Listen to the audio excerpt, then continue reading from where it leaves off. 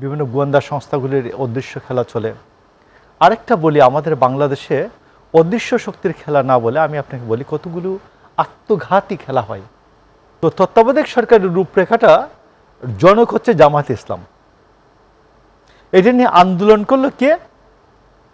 আওয়ামী লীগ। এবং এই আত্মঘাতী কার্যকলাপের মধ্য দিয়ে আওয়ামী লীগ দানবীয় দুঃশাসন নিয়ে আমাদের কাছে হাজির। ধন্যবাদ। নির্বাচনের মোটামুটি প্রধান উপদেষ্টার নির্বাচন কমিশনের কাছে চিঠি দেওয়ার পরে বিষয়টা অনেকটা মনে হয়েছিল যে দৃশ্যমান নির্বাচনের পথে এগোচ্ছে। এবং সারা বাংলাদেশে ইতিমধ্যে এই লাস্ট ফ্রাইডেতে আমি দেখছি যে প্রচুর যারা নির্বাচন করার ইচ্ছা পোষণ করেন এরা সবাই এলাকায় আছেন, শুক্রবারে নামাজ পড়েছেন এলাকায় এলাকায়, মসজিদে মসজিদে।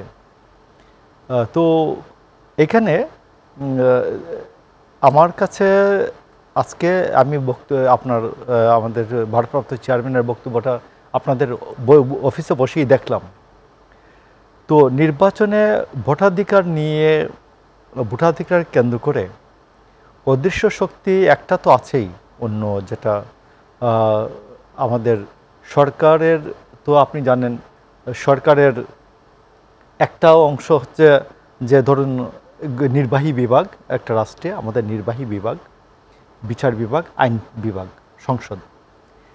কিন্তু 1952 সালের যে আর্মি অ্যাক্ট, এই অনুযায়ী কিন্তু আর্মি কিন্তু আমাদের সরকারি কর্মচারী না, এটা আমি আপনাকে বললাম। এবং আর্মিরা কিন্তু আমাদের যে সাধারণ যে আদালত আছে এই আদালতের অধীনেও তাদের কাজকর্ম নাই। এবং তাদের আর্মি চিফ একেবারেই মৃত্যুদণ্ড দেওয়ার যে কনস্টিটিউট করতে পারেন, 3টা কোর্ট কনস্টিটিউট করতে পারেন, ম্যাজিস্ট্রেসি লেভেলে, জেলা আদালত লেভেলে এবং একবার হাইকোর্ট লেভেলে। তো এইগুলো তো একটা অদৃশ্য শক্তির খেলা। আমাদের যে বিভিন্ন গোয়েন্দা সংস্থাগুলির অদৃশ্য খেলা চলে। আরেকটা বলি, আমাদের বাংলাদেশে অদৃশ্য শক্তির খেলা না বলে আমি আপনাকে বলি কতগুলো আত্মঘাতী খেলা হয়। আত্মঘাতী খেলাটা কীরকম আমি আপনাকে বলি। আমরা 90-এ আমরা 3 জোটের রূপরেখা যখন চূড়ান্ত হলো, চূড়ান্ত হওয়ার মধ্যে মেজর 2টা কথা। একটা হচ্ছে যে আমরা পতিত স্বৈরাচারের কোনো ব্যক্তিকে আমাদের পারস্পরিক দলে নিব না। এক, আমরা কোনো সাম্প্রদায়িক শক্তির সাথে জোট করব না। 3, আমরা পারস্পরিক যখন কোনো এই 22টি দল, 22টি বা 7, 5, 8 এইরকম এই দলগুলির মধ্যে যখনই কোনো সমস্যার উদ্রেক হবে আমরা আলাপ আলোচনার মাধ্যমে এটা নিষ্পত্তি করব, পারস্পরিক কাদা ছোড়াছুড়ি করব না। এই হলো 3টা সমঝোতা 3 জোটের রূপরেখায়। এবং কেউ কেউ বলেন যে একেবারে আদতেই মিথ্যা কথা এটা, যে বলেন যে 3 জোটের রূপরেখার মধ্যে এই তত্ত্বাবধায়ক সরকারের রূপরেখা ছিল। নো, এটা প্রথম দিকে কথা ছিল কিন্তু ফাইনালের সময়টা থাকে নাই। কারণ ফাইনালের কথা হলে, কারণ বিএনপির 91 সালে 2/3 সংখ্যাগরিষ্ঠতা ছিল না। তো একাদশ এবং দ্বাদশ সংশোধনীতে যে আসতো 3 জোটে তত্ত্বাবধায়ক সরকার, তো তত্ত্বাবধায়ক সরকারের রূপরেখাটা জনক হচ্ছে জামায়াতে ইসলাম। এটা নিয়ে আন্দোলন করলো কে? আওয়ামী লীগ। সাথে আসলো কে? জাতীয় পার্টি। 3 জোটের রূপরেখা ভাঙলো, আসলো জামায়াতে ইসলাম আলাদা আলাদা। রমজানের মধ্যে তারা হরতাল করলেন।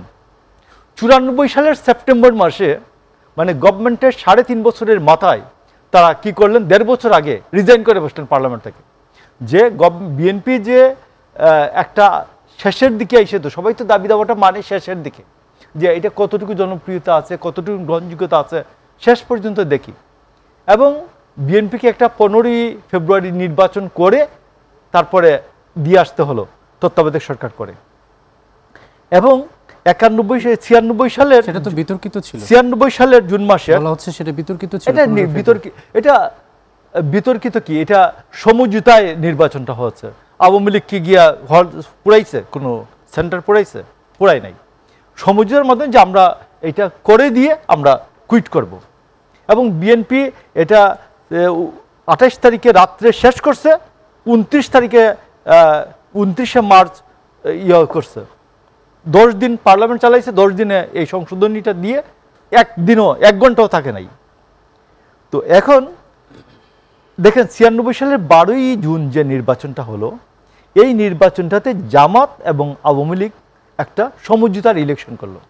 জামাত ভোট পাইছে কয়টা, সিট পাইছে কয়টা, 3টা। আর এর আগে বিএনপির সাথে যখন সমঝোতায় সিট ইলেকশন করছে, তার লাইফের সর্বোচ্চ সিট পেয়েছে 18টা। লোক এই যে আত্মঘাতী কর্মটা হলো, এর মধ্য দিয়ে 15ই আগস্টে যারা শেখ মুজিবের বিরুদ্ধে যারা বিপ্লব করলেন, আমরা এখন বলি তো বিপ্লব করলেন, 15ই আগস্ট বিপ্লব।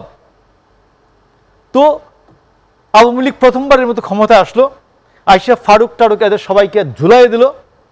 দ্বিতীয়বার আত্মঘাতী কর্মটা দেখেন, যে আপনি যে কি বলে, আমাদের ফাঁসির মঞ্চ থেকে দেখা বাংলাদেশ, জামাতে ইসলামের যে একজনের নেতার লেখা বই, সেখানে দেখবেন উনি বলছেন যে মুজাহিদ সাহেব যদি ওই সময় বেগম খালেদা জিয়াকে বলতেন যে আমরা সমঝোতার ভিত্তি, আমরা যাই করি সমঝোতার ভিত্তিতে করব, এই মেসেজটা যদি খালেদা জিয়াকে দেন, তাহলে 2008 সালের যে 29শে ডিসেম্বর যে নির্বাচনটা করে শেখ হাসিনা, এটা হইতো না, এটা এইভাবে হইতে পারতো না। এবং তারা গুলশানের বিএনপির অফিস থেকে নিচে নেমে জামাতের মুজাহিদ সহ যে কয়জন নেতা ছিলেন, তারা বলছেন যে আপনাদের খালেদা জিয়া 2 লাইন বেশি বুঝেন। যার ফলে ম্যাডাম খালেদা জিয়া ওই দিন হলেও, নিমরাজি হলেও তিনি নির্বাচনে গিয়েছেন। আপনি আরেকটা দেখবেন যে বিআই মুশারফ যে ফরিদপুর থেকে যে নির্বাচিত হলো, ওইখানে কামাল ইউসুফ নির্বাচন করলে ওই বিআই মুশারফ পাত্তাও পাইত না। মুজাহিদ সাহেবকে ওইখানে ইলেকশন করলেন, বিআই মুশারফের কাছে হারলেন। তো এই যে আপনার জাতীয়তাবাদী বা জাতীয়তাবাদী এবং ধর্মীয় মূল্যবোধের যে রাজনীতিটা, এখানে কি আপনি কি এর মনে করছেন যে 2 লাইন বেশি বোঝার কারণেই আওয়ামী লীগ সরকার পরবর্তী 17 বছর ক্ষমতায় ছিল? 2 লাইন বেশি বোঝার যে হুমকিটা, এটা দেওয়ার কারণে নির্বাচনটা হলো। আওয়ামী লীগ তার ছকের মধ্যে দিয়ে 111 সরকারের ছকের মধ্য দিয়ে সে 2/3 মেজরিটি পেল, কারণ সে জানতো যে তার বৈধতা দরকার, আওয়ামী লীগকে এই জন্য 2/3 মেজরিটি দেওয়া দরকার। এবং এইটা দিয়ে আওয়ামী লীগের যে 17 বছরের যে দানবীয় দুঃশাসন তৈরির যে পথ তৈরি হলো, এগুলোর মধ্যে আমি আপনাকে বলছি যে শুধুই যে জামাতের দায় যে তা না, আমাদের সবারই দায় আছে, এখানে কিছু তো দায় আছে। এই জন্য আমি বলছি যে কিছু আত্মঘাতী কার্যকলাপ বিভিন্ন সময়ে হয়েছে, যুগে যুগে হয়েছে, এবং এই আত্মঘাতী কার্যকলাপের মধ্য দিয়ে আওয়ামী লীগ দানবীয় দুঃশাসন নিয়ে আমাদের কাছে হাজির। ধন্যবাদ।